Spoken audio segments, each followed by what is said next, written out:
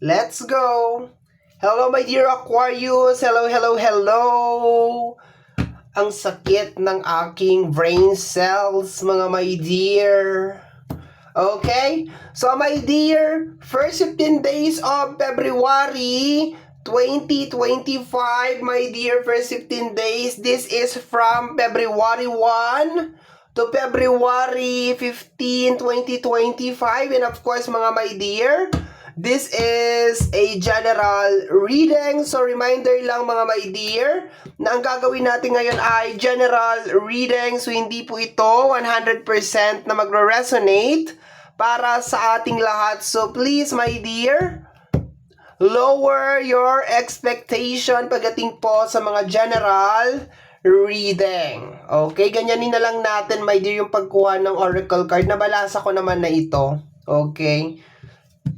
Kasi medyo may something sa aking, masakit ang aking ulo. Okay? Masakit.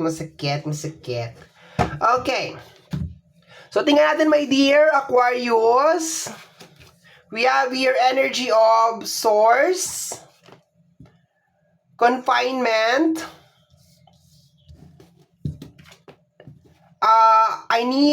we need to let go, we need to let each other go, okay? And if I ask you to stay, would you leave, okay? So ito my dear, itong very powerful yung energy na nakukuha ko dito, my dear. Kasi sa energy ng source, okay, dito sa parang pinanggalingan, nakukuha ko dito, my dear, na makukuha mo na or parang ipapakita sa iyo, my dear, sa first 15 days of February, my dear, kung ano yung nagiging dahilan, yung nagiging source, my dear, ng mga struggle o yung pakiramdam na parang hindi ka malaya. Yung parang pakiramdam, my dear, na parang nakakulong ka, parang kang naka-confinement or parang kang natatrap sa isang lugar, yung gano'n na nakukuha ko, my dear, okay? Para kang nakakulong, yun ang nakukuha ko, my dear. Hindi man literal, my dear, na nakakulong ka, pero parang wala kang kalayaan, yun ang nakukuha ko, my dear. So, sa first 15 days of February, ipapakita daw sa'yo, my dear, kung ano yung dahilan kung bakit parang nai-stuck ka, my dear, sa isang sitwasyon. And kung makikita mo, my dear, itong kasamang card nito, my dear, sabi mo dito, we need to let go of each other, okay? So, ito, my dear, is more on releasing na energy, no? Parang sinasabi dito, kailangan na nating pakawalan ang bawat isa. Okay? Tapos sabi naman dito, my dear, if I asked you to stay, would you leave? Ito kasing card na to, my dear, ito yung energy or message, my dear, na parang hindi na kita pipigilan. O kaya, pag sinabi ko sa'yo huwag kang umalis, aalis ka pa rin ba? So, nakukuha ko dito, my dear, na parang finally, my dear Aquarius, nakikita mo na parang maski anong gawin mong pagpigil sa isang tao na parang umalis or gumawa ng isang bagay, gagawin niya pa rin talaga yung gusto niya. And I think, my dear, kasi kaya ka parang nai-stuck doon sa isang cycle na parang paikot-ikot at paulit-ulit lang, my dear. Kasi parang hinihintay mo siya. Parang hinihintay mo, my dear, na piliin ka niya. Parang gano'n na nakukuha ko, my dear.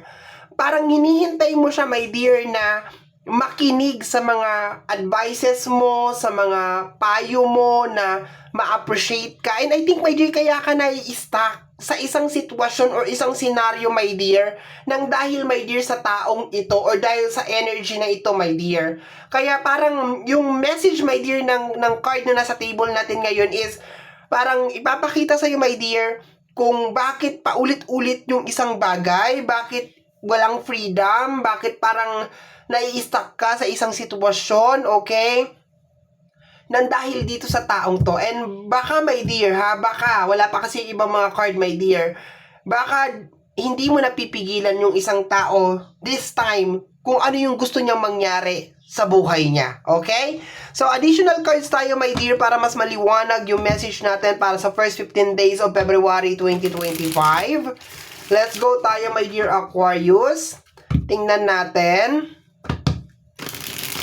Kasi yung energy na nilalabas niya, my dear, is more on parang nagsasakripisyo ka sa isang tao na parang hindi naman nakikita yung value mo, yun ang nakukuha ko, my dear. Or siya yung nagiging dahilan, my dear, kung bakit kahit anong gawin mo, nandun ka pa rin sa sitwasyon na yon. So, parang may pumapasok na message na this time, parang hahayaan mo na siya. Hahayaan mo na talaga siya kung anong gusto niya. Parang kailangan na nating pakawalan ang bawat isa. Kailangan pumunta ka na sa kaliwa, pupunta na ako sa kanan, and then bahala na kung ano mangyari sa buhay natin. Hindi na kita pipigilan sa kung ano pa man yung gusto mong mangyari. Yun ang nakukuha ko dyan na message. Okay? So, let's go tayo. Additional message, mga my dear Aquarius, first 15 days of February. We have here the energy of the King of Cups, the very understanding na card, okay? So, pakiramdam ko medyo matagal na tong nangyayari sa iyo, my dear, na iniintindi at inuunawa mo yung sitwasyon. Kasi kung makikita mo si King of Cups, talagang nakaupo pa rin talaga siya dyan. Very, very firm pa rin talagang pagkakaupo, my dear. Kahit na parang binabagyo na yung buong kapaligiran niya, my dear. This is a very loving and very understanding na card, my dear Aquarius, okay? So, I think medyo matagal mo na tong iniintindi at inuunawa. Parang matagal ka nang nag-a-adjust sa sitwasyon na to, my dear. Yun ang nakukuha ko dyan. Okay, tingnan natin. Yung kasama ng ating King of Cups is the energy of the High Priestess. And kung matagal ka na dito sa channel na ito, my dear, madalas kong sinasabi yan na pag lumalabas si High Priestess, my dear, sa reading, is naglalabasan yung mga nakatago o yung mga hidden message, my dear. Kagaya nga ng sinabi ko kanina, nire-reveal, my dear, sa first 15 days of February kung bakit ka nai-stuck sa isang sitwasyon. And sa combination ng King of Cups and the High Priestess, sinasabi, my dear, na kaya ka nai-stuck sa isang sitwasyon kasi parang tinotolerate mo, parang ganun yung nangyayari, parang iniintindi mo, inuunawa mo yung isang tao, okay? Yung isang tao o yung isang energy, okay? So, parang magpa-flash yan, my dear, sa mukha mo na, kaya pala ako nandito pa rin sa sitwasyon na to, kaya pala ganyan, kasi dahil sa kanya, parang ganon. Siya yung dahilan, okay? So, let's go tayo, my dear. Additional message pa. Additional message.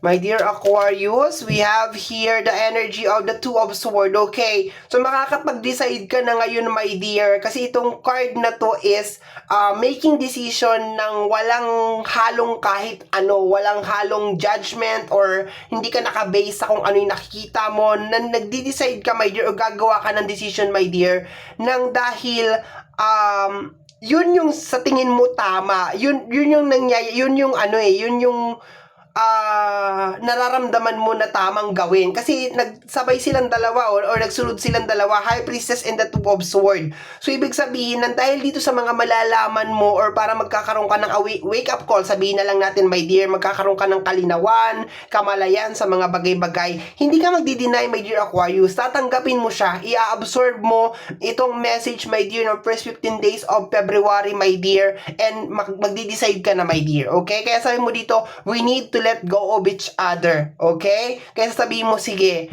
malaya ka na. Gawin mo na kung ano yung gusto mong gawin, hindi na kita pipigilan, okay? So, yun ang nakukuha ko dyan. Next, my dear, next energy is the energy of the Tower, okay? Ang Tower is parang death card din to, my dear. Ang medyo dramatic lang dito sa Tower, my dear, is posibleng matagal mo tong binuo, matagal mo tong tiniis, my dear, pero ang ending pa rin is yun pa rin talaga. Kasi ang hirap, my dear, talagang magsakripisyo, my dear. Kung sa tao, my dear, okay, ang hirap magsakripisyo sa isang tao na hindi mo nakikitaan ng improvement. Hindi mo nakikitaan ng kahit anong change, my dear. And ang pinakamahirap pa dun, my dear, is hindi alam nung tao na yun na dahil, kumbaga, alam niya naman siguro, meron naman siguro siyang idea, my dear, na kung ano yung ginagawa niya is nakaka-apekto sa'yo, my dear Aquarius. Pero, ang masakit or ang mahirap, my dear, na part, isa pang mahirap or masakit na part, my dear, is yung alam niya na yung ginagawa niya is naaapektuhan ka, pero wala siyang willingness na baguhin yung ginagawa niya kahit na naaapektuhan ka na. Okay? So, yun na nakukuha ko. May tower ka, my dear. Mag-e-end to this first 15 days of February. Okay? Kasi parang pagod ka na eh. Okay? Pagod ka na. Hindi mo na kinakaya na paulit-ulit yung cycle. Never ending, my dear. Pumasok na lang tong taon na to. Baka pumasok na lang yung nakaraang taon at ilang taon pa ang pumasok, my dear Aquarius, na ganito na lang lagi yung nangyayari. Okay? Once again, my dear, hindi lang to relationship. Pwede tong kaibigan, pwede tong kapamilya, kapatid, tsuhin, 'di ba? Bahala ka na, my dear, mag-interpret ng reading na to or mag-adapt ng reading na to based on your current situation, okay? But meron magta-tower, my dear. Magdi-decide ka na dito, my dear, na ayoko na. Ayoko na may stuck sa ganitong sitwasyon. Ayoko na talaga. Matagal na kitang inintindi, matagal na kitang inunawa, and this is the time. Ito na yung oras na bitawan na kita. Yun ang nakukuha ko, my dear. The Queen of Pentacles, okay? Napakabait ng energy ng Queen of Pentacles. Nakukuha ko dito, my dear, sa combination ng King of Cups and the Queen of Pentacles. I think, my dear, maski napakarami ng ginawa sa yung hindi maganda ng tao na to, you are still there, helping. Tinutulungan mo pa rin tong tao na to. Talagang never, walang kamatayan na suporta ang ibinibigay mo sa tao na to. Pero, 'di ba, minsan lahat talaga ng bagay may katapusan. Lahat talaga mayroong merong hangganan, okay? So ano to? We have here the energy of the Three of Cups, okay? So baka meron ka madidiskubre, okay? Baka noon dinidinay mo talaga, my dear, kasi High Priestess and the Three of Cups. Baka masyadong malustay sa pera, walang pagpapahalaga sa pera. Baka meron din mga tinatago na mga gawain, mga bisyo, babae, nalalaki, ano ba, alak, sigarilyo, baka mga ganun, meron ka mga madidiscover, my dear, na kaya pala hindi kami nakakaalis sa ganitong sitwasyon kasi ganito siya, ganyan siya.